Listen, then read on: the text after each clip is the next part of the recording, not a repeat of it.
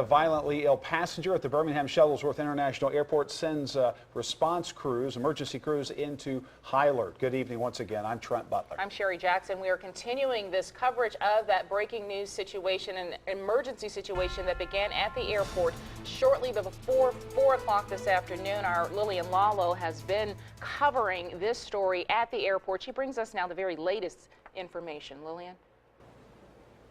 We just caught up with a passenger who was on that flight today. Now, sir, tell me your name and what happened. Well, I'm Rick Ewing. I was traveling back to Birmingham. I live up in Asheville. We landed. We came up to the gate. Well, I mean, you could tell something was wrong on the flight a little bit because the stewardess was a little bit upset and talking. But we really didn't know anything on board. All we knew is that there was a medical emergency and they were going to take abundance of caution. So we were just left on board without anything. It's really funny that as we were left there with no information, we eventually found out with our phones from people getting it from the outside world what was going on. I mean, we were speculating because there seemed to be a passenger sick in the back. But, you know, it was just like, what was going on here?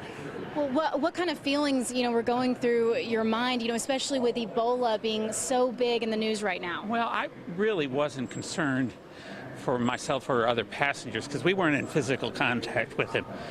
I mean, we would have had to have been in physical contact to be in risk.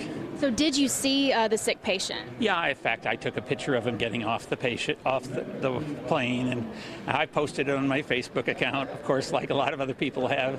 Wow. So, I mean, and it was funny because we're all sitting there with him on board, but we're waiting and waiting for the hazmat people to get all suited up to take him off the plane. Wow. So did he come by you when you were sitting on? Sure.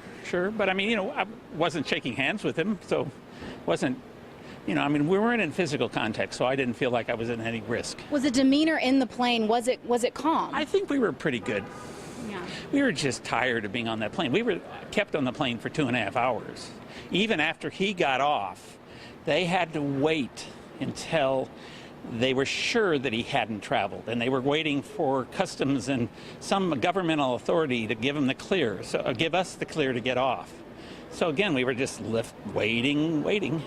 But so you just got off the plane, and now Yes. Are you heading home? Yes, I'm heading up to Asheville right now. And what can you say, about the Birmingham airport, being prepared and taking precautions? Are you happy they went this far, or are you kind of irritated? Well, I guess we have to be careful these days, but, I think we are also a little bit, hypersensitive. I mean, the stewardess was a little bit hypertense, so. Yeah. Well, thank you so much for talking with us. We really appreciate it. And for now, we're live from the Birmingham airport. We'll have more on this tonight at 10. Lillian Lalo, WIAT 42 News, coverage you can count on.